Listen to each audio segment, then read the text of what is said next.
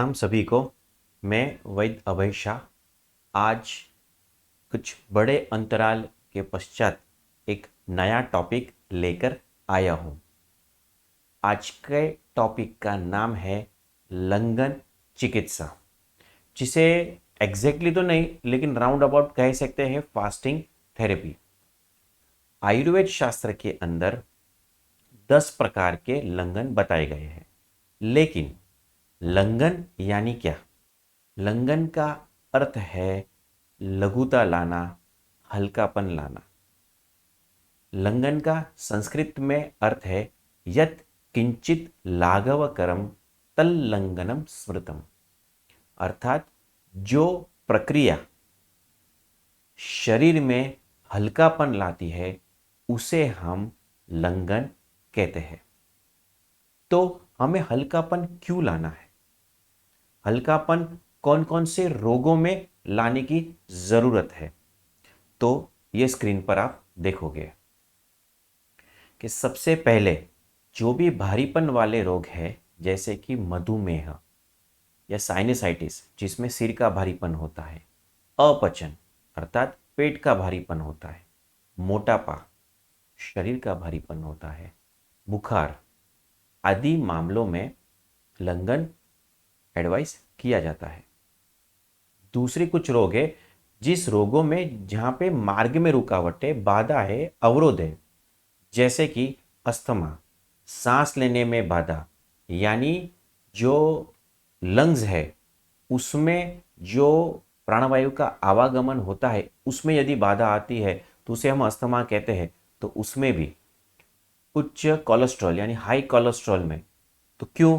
क्योंकि वह रक्तवाहिकाओं में जो ब्लड कैपिलरीज है, आर्टरीज है, उसमें वो बाधा डालते हैं। और कब्ज यानी कॉन्स्टिपेशन, जिसमें जो इंटेस्टाइन्स है उसमें मल द्वारा बाधा होती है। और इसीलिए आयुर्वेद शास्त्र में इन सभी रोगों को दूर करने के लिए सबसे प्राइमरी चीज जो बताई है वह है लंगन। तो आयुर्वेदाचार्य ने कहा है कि अगर ऐसे ऐसे आपको यदि रोग होते हो तो आपको 10 प्रकार के लंगन में से कुछ प्रकार के लंगन का आपको चयन करना चाहिए। लेकिन वो लंगन कौन कौन से हैं आपको ये स्क्रीन पर दिखेंगे। तो श्लोक कदाचित आपको याद ना रहे तो आप चिंता मत करना, लेकिन अगर आपने इसे याद रखा तो हमेशा लंगन के प्रकार आपको याद रह जाएंगे। मैं आगे भी संस्कृत श्लोक आएंगे, वो खास करके जो संस्कृत के अभ्यासु है या आयुर्वेद शास्त्र के अभ्यासु है उनके लिए वो काम का है।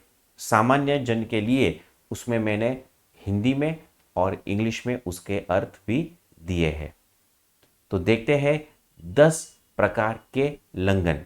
चतुष्प्रकारा संशुद्धि, पिपासा मारुतातपौ, पाचनानि उपवासाश्च, व्यायामश्चेति लंगनम। तो यही एक ही श्लोक में 10 प्रकार के लंगन के नाम आ गए हैं। तो 10 प्रकार के लंगन कौन से हैं? तो चलिए देखते हैं ये स्क्रीन पे। तो सबसे पहले चतुष्प्रकारा संशुद्धि यानी 4 प्रकार की शुद्धि, यानी 1 से 10 जो हम लंगन के प्रकार देखेंगे उसमें सबसे पहले 4 जो है वो पंचकर्म यानी जो 5 कर्म है उनमें से ये 4 है। तो सबसे पहला आता है वमन कर्म यानी मेडिकेटेड एमेसिस, यानी औषधि युक्त उल्टी करना, वमन करना। तो वो भी एक लंगन का प्रकार है, वह शरीर में हल्कापन लाता है। दूसरा आता है विरेचन, जिसको कहते हैं मेडिकेटेड परगेशन, यानी औषधि युक्त जुलाब लेना, कंट्रोल्ड मैनर में जुलाब लेना, तो वह भी शरीर में हल्कापन लाता है।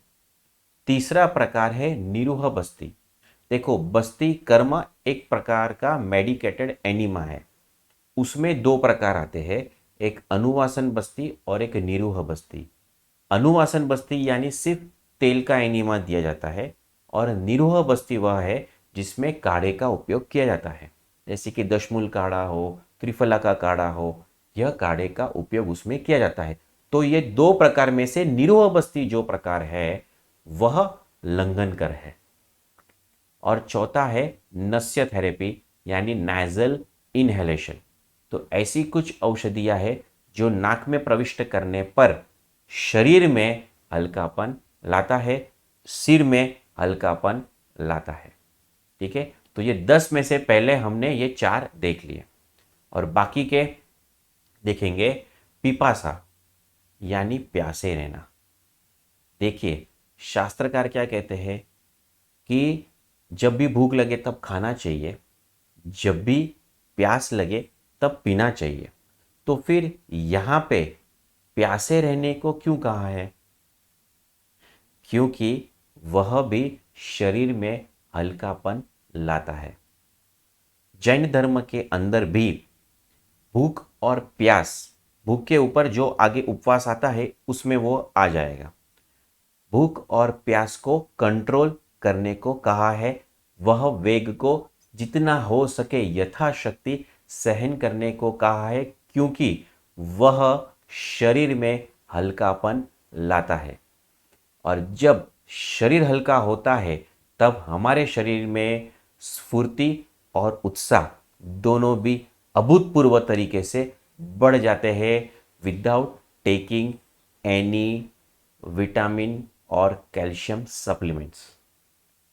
जी हाँ, तो अगर आप जैन धर्म में देखोगे तो सबसे पहले उसमें चौविहार का निर्देश किया है।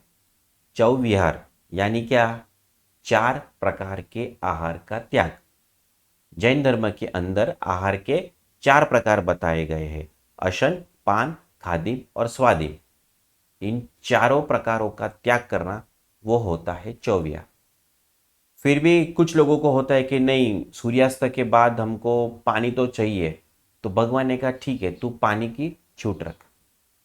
कई लोगों को ऐसा होता है कि आयुर्वेद में भी कुछ औषधि के काल होते हैं, वो निशिकालीन यानी रात्रि के कालीन लेना पड़ता है। कुछ दवाइयाँ रात को सोने के टाइम भी लेनी पड़ती है या सूर्यास्त के बाद भी लेनी पड़ती है। तो भगवान ने कहा ठीक है, एक काम कर, तुझे मैं दुविहार का पचखाण अब तू ले सकता है। यानी कि पानी और औषधि, लेकिन वो बिना टेस्ट वाली होनी चाहिए। तो ये 2 प्रकार के आहार का तू त्याग कर। लेकिन कोई बोलता है कि नहीं, मैं ये भी नहीं कर पा रहा हूँ। रात्रि भोजन तो भगवान ने ना बोला है, लेकिन मैं नहीं कर पा रहा हूँ कंट्रोल, मैं क्या करूँ? और कोई ऑप्शन? भगवान ने कहा देखो, वो ऐसे ऑप्शन तो नहीं है, लेकिन हाँ, तू क्या कर सकता है, 1-1 घंटे का पचखाण ले सकता है। पचखाण यानी एक प्रकार का नियम कि भाई मैंने खाया है तो मैं 1 घंटे तक आहार और पानी दोनों का मैं त्याग करूँगा। जिसको जैन धर्म के अंदर मुट्ठी संयम यानी मुट्ठी करके उसको पारना पड़ता है, या गंठी सी यानी गांठ मार के, जब तक गांठ है तब तक खाना नहीं है, जब भी खाना हो गांठ खोल देना, तो उसको गंठी सी या पचखाण भी बोलते हैं। या धारणा विग्रह यानी धारणा मैंने की, 1 घंटे तक आहार और जल का त्याग। तो जैन धर्म के अंदर हर रोज ये पिपासा यानी प्यास को कंट्रोल करना, हाँ, ये श्रावक को बताया गया है। साधु साध्वी भगवान तो करते ही है, लेकिन जो श्रावक और श्राविका है, जो संसारी लोग हैं, उनके लिए भी भगवान ने ये चीज बताई है। तो ये हो गया पिपासा। फिर आता है मारुत सेवन। मारुत सेवन यानी हवा को सहन करना। आप लोग कहेगा हवा को सहन करना, वायु का सेवन करना, ऐसा कैसा? जी हाँ, मुझे बताओ, जब भी हॉलीडे होता है तब आप क्या करते हो? आप हिल स्टेशन पे जाते हो रिलैक्स सोने। महाबलेश्वर हो, खंडाला हो, पंचकीनी हो, लोनावाला हो, माथेरान हो, सापुतारा हो, आबू हो, आप क्या करते हो? हिल स्टेशन पे जाते हो और रिलैक्स होते हो। तो सामने से जब हवा आती है, कुदरती नेचुरल, वो शरीर में हल्कापन लाती है। लेकिन इसमें एसी और पंखे की हवा, या आप ट्रेन में बैठे हो और सामने से हवा आ रही है, वो हवा नहीं चलेगी। आतप सेवन। आतप यानी सनलाइट लेना। आज के डॉक्टर कहते हैं कि विटामिन डी के लिए आपको धूप में चलना चाहिए या मॉर्निंग वॉक करना चाहिए।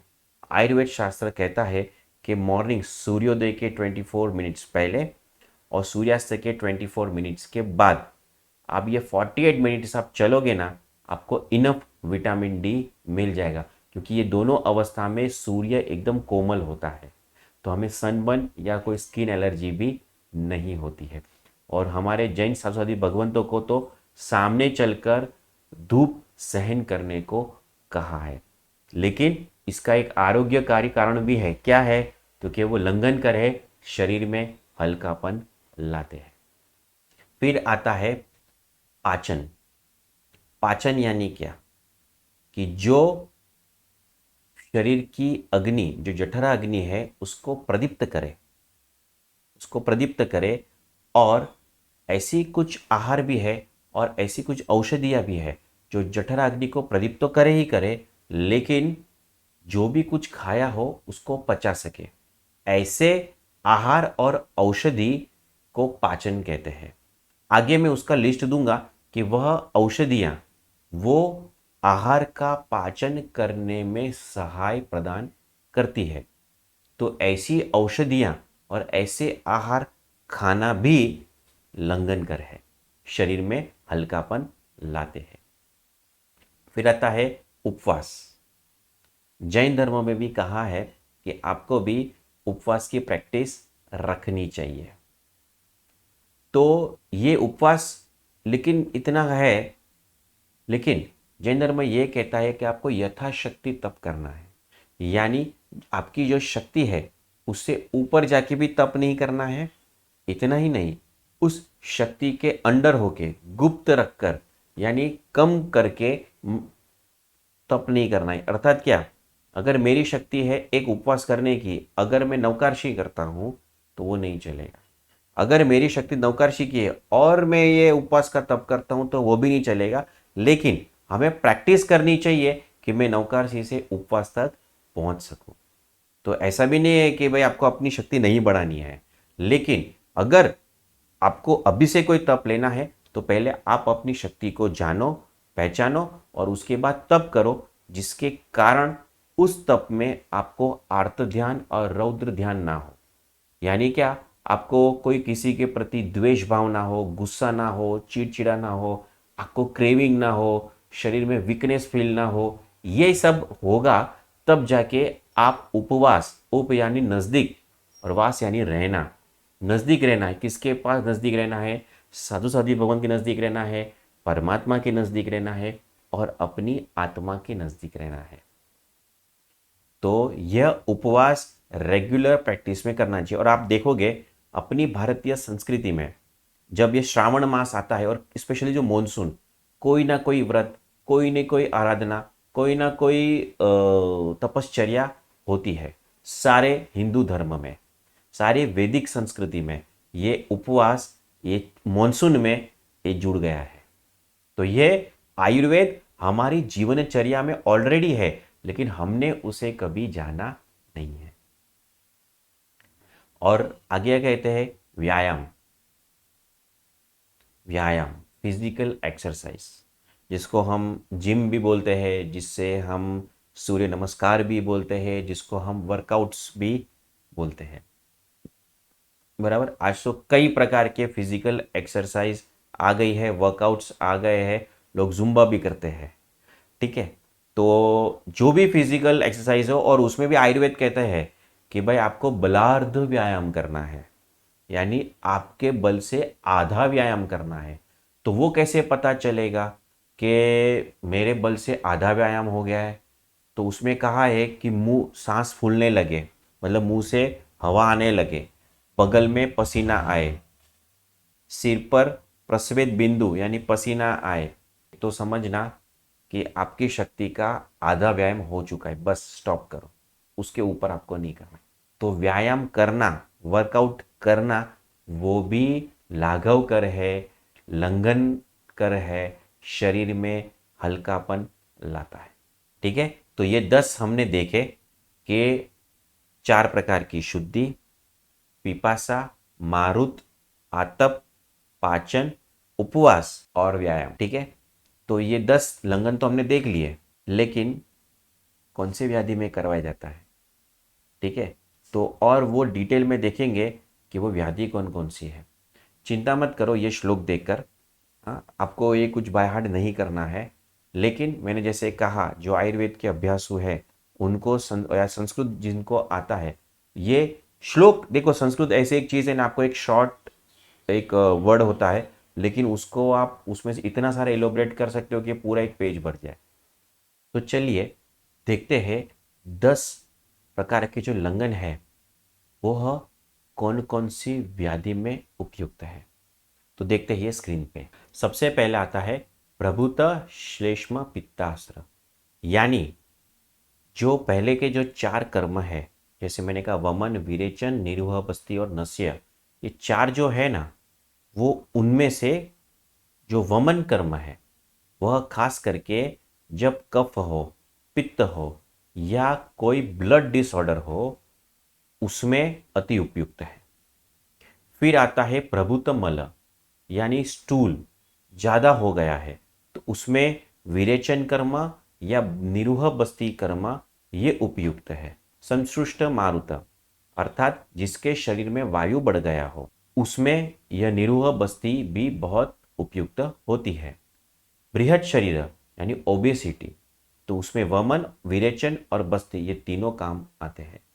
और बलीना यानी जो स्ट्रांग पर्सन हो, बराबर, जिनको हेल्दी रहना हो, वह नस्य आदि थेरेपी भी कर सकते हैं। तो जो ये इंडिकेशंस बताए हैं उसमें जो पहले 4 पंचकर्म की जो शुद्धि है वह उसमें काम आते हैं।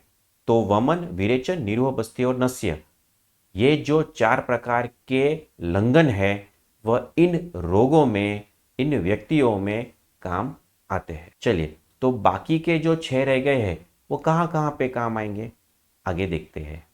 मध्य बल रोग, यानी कोई रोग हो लेकिन एक्सट्रीम लेवल में ना बढ़ा हो, मीडियम लेवल में बढ़ा हो, तब जाके यह पाचन नाम का जो लंघन का प्रकार है वह उपयुक्त है। अगर ज़्यादा बड़ा होता है तो पंचकर्म किया जाता है, लेकिन मीडियम साइज में बड़ा होता है तो उसमें पाचन औषधि से ही वो कंट्रोल हो जाता है। पाचन औषधि कौन सी है वो आगे मैं उसका लिस्ट मैं आपको बताऊंगा।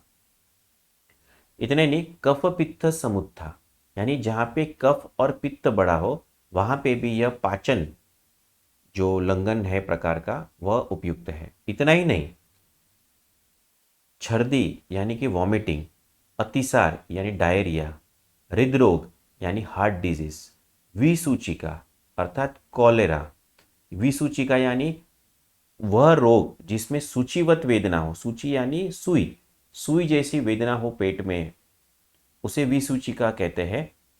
वो मतलब आज के टाइम में उसे कॉलेरा भी कहते हैं। अलसक, severe type of digestive disorder, ज्वर यानी फीवर, विबन यानी कॉन्स्टिपेशन और गौरव यानी कि हैवीनेस ऑफ द बॉडी। ठीक है, तो इन रोगों में ये पाचन नाम का जो लंघन का प्रकार है वह अत्यंत ही उपयुक्त है। तो मैंने जैसे कहा, तो पाचन की औषधियां कौन कौन सी है, तो ये आपके सामने लिस्ट है। गुडुचि, मुस्ता, त्रिफला, विडंग, शुंठी, क्षार यानी जिसमें अपामार क्षार, यवक क्षार आता है, लौह भस्म, जी हाँ, लोह भस्म, देखो ये शुद्ध लोह भस्म है, कच्ची लोह भस्म नहीं। तो आप अगर यदि ब्रांडेड कंपनी के लेते हो तो वह लोह भस्म एज अ मेडिसिन यूज करता है। इतना ही नहीं, वो रोग को आने से रोकता है। इतना ही नहीं, जो मैंने आगे रोग बताए वह मिटाने में भी वह हेल्प करता है। और यही लोह भस्म मॉडर्न साइंस में आयरन टैबलेट्स की तरह दी जाती है, लेकिन वह टैबलेट्स शुद्ध की नहीं होती है, वो जो लोह भस्म होता है। और ये आयुर्वेद की जो लोह भस्म होता है वो एक पूरी प्रोसेस से जाता है और वो शरीर में नुकसान नहीं करता है। आप मॉडर्न आयरन टैबलेट्स लोगे तो शायद कॉन्स्टिपेशन हो सकेगा, लेकिन आयुर्वेद की जो लोह भस्म है उससे कभी भी कॉन्स्टिपेशन नहीं होता है। इतना ही नहीं, यव चूर्ण, यव यानी जव, जव यानी बार्ली, जी हाँ, बार्ली का आटा वह शरीर में हल्कापन लाता है। और जिसको मोटापा है उनके लिए अगर कोई अनाज ले सकते हो तो ये जव ले सकते हो। मोटापा जब होता है या कोलेस्ट्रॉल बढ़ जाता है, पाचन तंत्र बिगड़ जाता है या कॉन्स्टिपेशन हो जाता है, तब हम गेहूं और मैदा बंद कर देते हैं, क्योंकि उसमें ग्लूटेन होता है और वो शरीर में अलग अलग प्रकार के रोग उत्पन्न करते हैं और खास करके मोटापा करता है। उस समय में आपको अगर रोटी खानी हो तो ये जव की खानी चाहिए, या जौ की अलग अलग आइटम भी आप बना सकते हैं। आंवला की चूर्ण यानी त्रिफला में तो है ही, लेकिन अकेला आंवले का पाउडर भी शरीर में हल्कापन लाता है। आज कई अच्छी जागृति आई है लोगों में कि वो रोज डेली आंवले का जूस भी पीते हैं। आंवले का जूस ध्यान में रखना, वो पचने में भारी होता है। अगर किसी को सूट ना हो तो वो आंवले का पाउडर भी ले सकते हैं। और आंवले की स्पेशलिटी ये है, आप उसको कितना भी तोड़ो, कितना भी गर्म करो, हाँ कितनी भी प्रोसेस करो, उसका विटामिन सी अक्षुण्ण रहता है, उड़ता नहीं है, जाता नहीं है। फिर आता है शिलाजीत। कई लोगों में जागृति आई है और लोग शिलाजीत भी उसका भी सेवन करते हैं। ये सभी रसायन भी है और लंघनकर है, क्योंकि वह पाचन करते हैं, यानी खुराक का, आहार का पाचन करते हैं। फिर प्रियंगु, वह भी एक औषधि है। कोद्रव, कोदरी धान्य गुजराती में उसको बोलते हैं, अत्यंत हल्का होता है, एक शुद्ध धान्य बोलते हैं। ये जिनको मोटापा है उनके लिए अच्छा है। फिर आता है मुदग यानी मूंग, जो सर्वप्रिय है और गुजराती में कहते हैं मग चलावे पग, यानी अगर आप मूंग खाते हो तो आप कभी भी बीमार पड़ते नहीं है। और जैनों में ये मूंग का जो व्यवहार है वो अत्यधिक प्रमाण में होता है। फिर आता है कुलत्थ, यानी इसको बोलते हैं कड़थी, और ये कुलत्थ वही है जो स्टोन में अत्यंत काम में आता है। तो वो भी एक शुद्ध धान्य है और यह भी शरीर में हल्कापन लाता है। हॉर्स ग्राम यानी चने की दाल, वह भी हल्कापन लाता है। चक्रमर्द, यह एक ऐसी औषधि है जो चक्रमर्द यानी जो रिंग वर्म होता है उसको ठीक करता है, लेकिन उसकी दूसरी प्रॉपर्टी यह है कि शरीर में वो हल्कापन लाता है। और अंत में आता है पटोल, यानी जो परवल होता है उसका पान, वह पटोल वृक्ष जो होता है, और स्वयं परवल भी श्रेष्ठ शाक है, उसके पत्ते भी अत्यंत औषधियों से गुणयुक्त है। तो ये सभी पाचन औषधि हमने देखी कि जो सेवन करने से, हाँ, जो भी आहार आप करते हो वो पच जाता है। इतना ही नहीं, आहार में आप क्या लोगे, तो हींग, जीरा, अजवाइन, इलायची, दालचीनी, तेजपत्ता, ये सारी जो चीज़ें हैं वह भी पाचन में अत्यंत मदद करते हैं। तो वह भी एक औषधि स्वरूप ही है। यानी कि आपके किचन में ही, आपके पास में ही, आपके सामने ही औषधि का डब्बा पड़ा है, और इससे ही आप घर के सारे लोगों को आरोग्य प्रदान कर सकते हो। तो आप सिर्फ गृहिणी नहीं हो, डॉक्टर गृहिणी हो। ठीक है, चलिए आगे बढ़ते हैं। तो हमने 5 प्रकार तो देख लिए, अभी छठा और सातवां है भूख और प्यास। यहाँ पिपासा और उपवास, ये दोनों मैंने साथ में ले लिया है। यदि यही सारे रोग जो ऊपर बताए गए एकदम अल्प प्रमाण में हो तो उन्हें भूख और प्यास के नियंत्रण के द्वारा ठीक किया जा सकता है। ध्यान दें कि सामान्य परिस्थितियों में भूख और प्यास को दबाया नहीं जाना चाहिए। जब भी भूख प्यास लगे हमें खाना पीना चाहिए, लेकिन बीमारियों के दौरान दोषों को संतुलित करने के लिए भूखा और प्यासा रहना भी एक चिकित्सा है। तो देखा आपने, भूखा रहना और प्यासा रहना वह भी एक प्रकार की थेरेपी है। और अगर आप पहले से इस थेरेपी का प्रयोग करोगे तो आप बीमार ही नहीं पड़ोगे। और इसीलिए कई सारी श्राविकाएं पाचम का उपवास करते हैं, सूत पाचम का। कई लोग चौदस का उपवास करते हैं। वैदिक संस्कृति में भी एकादशी का उपवास करते हैं। लेकिन सिर्फ प्रॉब्लम वहाँ पे हो जाता है, वैदिक संस्कृति में कहा है तुलसी के पान के ऊपर जो भी आए वह हमें उपवास में एक ही टाइम खाना है। लेकिन होता यह है कि हम उपवास के दिन जो नॉर्मल के दिन खाते हैं उससे कुछ ज़्यादा खा लेते हैं, ताकि ये भय रहता है यार हम भूखे रहेंगे तो वीकनेस आएगी। नहीं, ध्यान रखना, कम खाने से कभी भी कोई बीमार नहीं पड़ता है, ज़्यादा खाने से ही व्यक्ति बीमार पड़ता है।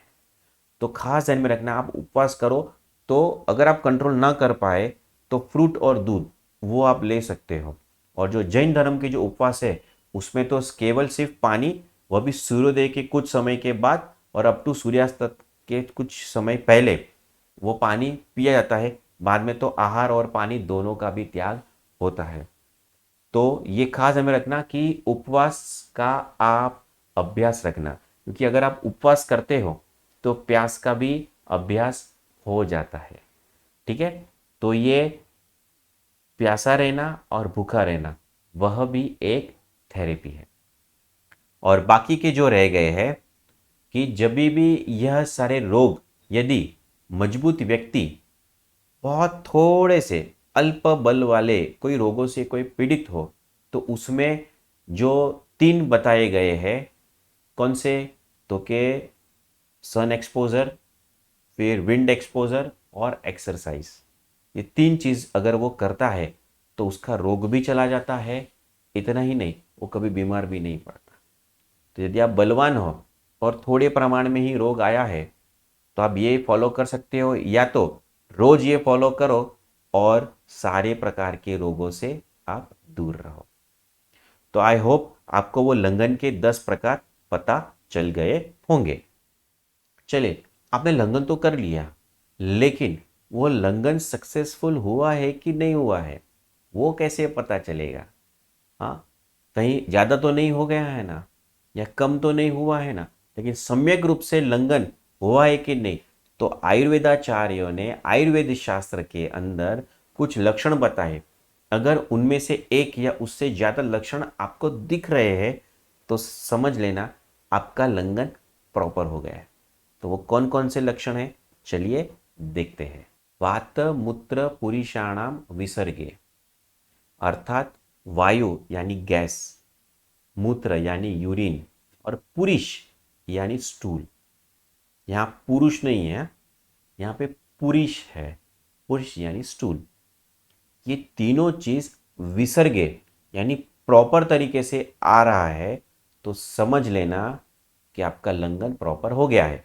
अर्थात क्या हुआ, आपको गैसियस इशू हो गया था, कॉन्स्टिपेशन हो गया था, लेकिन लंघन करने से वो ठीक हो गया। लेकिन ठीक हुआ कैसे पता चलेगा कि अभी यूरिन, स्टूल और जो गैस है वो अच्छे से पास हो रहा है, नॉर्मल तरीके से पास हो रहा है, तो समझ लेना आपने जो लंघन किया है वो एकदम परफेक्ट है। फिर कहते हैं गात्र लाघवे।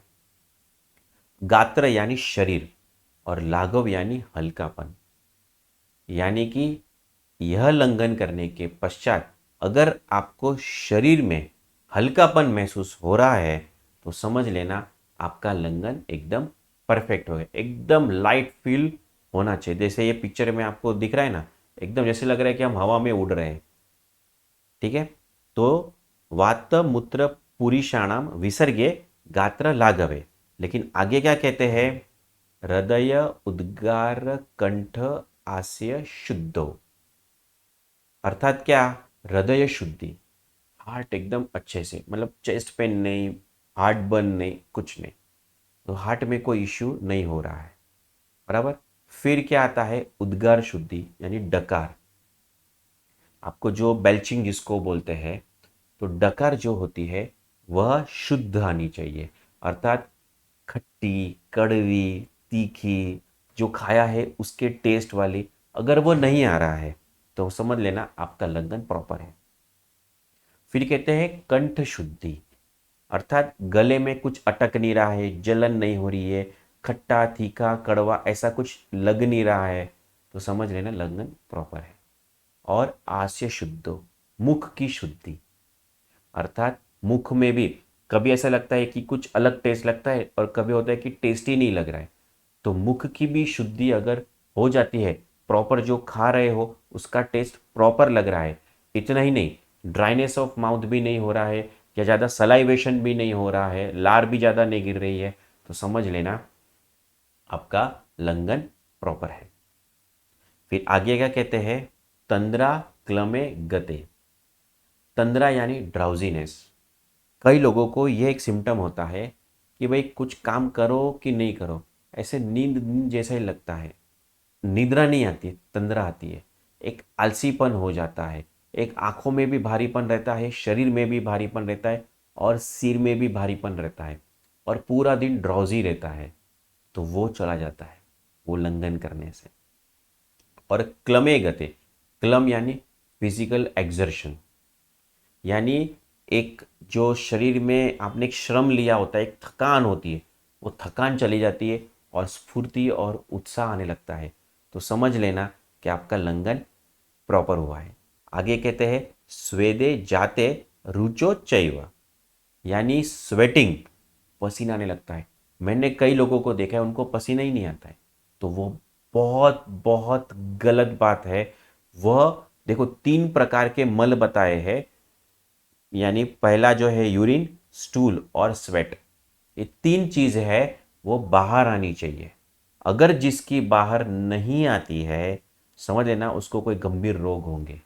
तो ये स्वेटिंग कंपलसरी होनी चाहिए। लेकिन अभी होता क्या है कि सभी लोग एसी में बैठते हैं पूरा दिन, घर पे आते हैं तो भी एसी, रात को सोते हैं तो भी एसी, तो पसीना आता ही नहीं है। तो इससे क्या होता है, किडनी पर प्रेशर बढ़ जाता है और लॉन्ग टर्म पे किडनी के रोग होते हैं। तो स्वेट होना चाहिए, ठीक है। तो ये स्वेटिंग होना बहुत ज़रूरी है। रुचो चैव, यानी अभी खाने की इच्छा होने लगती है। जी हाँ, खाने की इच्छा होने लगती है, भूख लगती है। देखो, अग्निमांद्य चीज़ अलग है और अरुचि अलग है।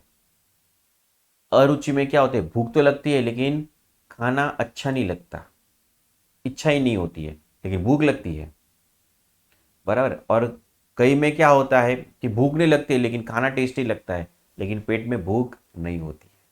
तो आपको अरुचि भी नहीं होनी चाहिए और अग्निमांद्य भी नहीं होना चाहिए। और आगे कहते हैं क्षुत पिपासा सह उदय, अर्थात खाने की रुचि तो बढ़ गई है, इतना ही नहीं, भूख भी बढ़ी है और प्यास भी अभी मुझे प्रॉपर लग रही है, ठीक है।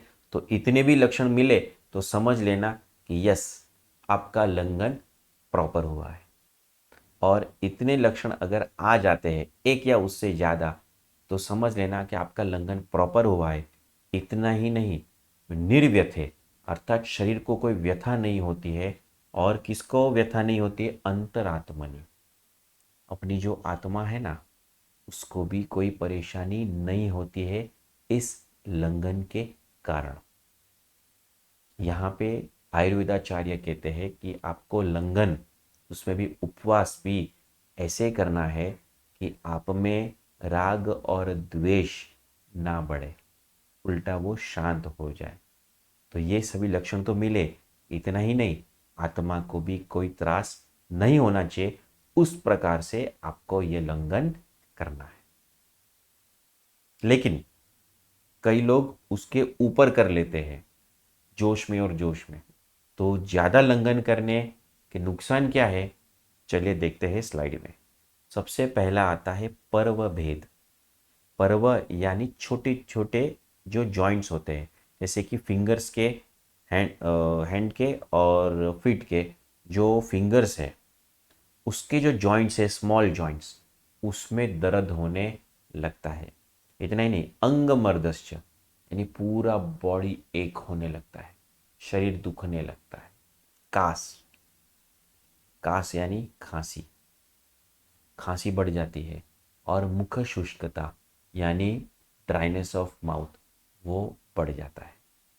इतना ही नहीं, जैसे लंघन करने से भूख और प्यास बढ़ जाती है, लेकिन अति मात्रा में करने से क्षुत प्रनाश, यानी भूख मर जाती है, अरुचि बढ़ जाती है, अभी खाने की इच्छा भी नहीं होती है, प्यास बुझ जाती है, अभी प्यास ही नहीं लगती है।